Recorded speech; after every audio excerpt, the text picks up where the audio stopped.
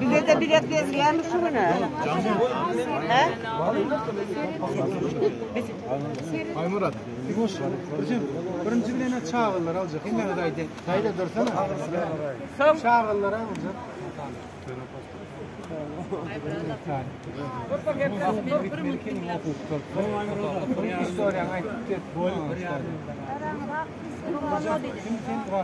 Kesellere seriden yok mu?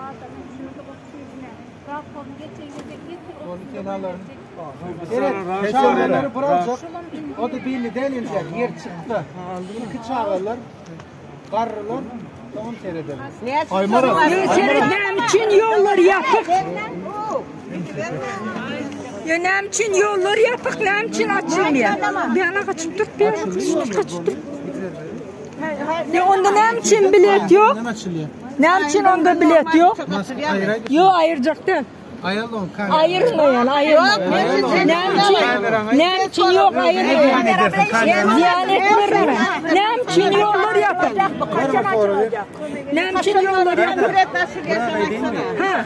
Şu edenlerden ödüne bir gelişiyor mu? Gelişiyor. Yolları açtırma. Oturanı sana gelişiyor mu?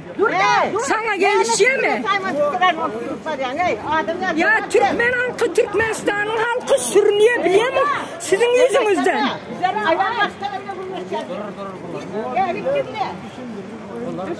Neymesin düşündürdü, özüne gelişiyor mu diye.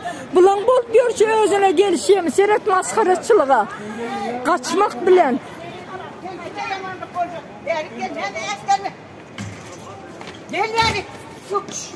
Türkmenistan'ın konsulluğu Türkiye'de seyret kaçıyor. Seyret kaçıyor. Taş tübek verenler.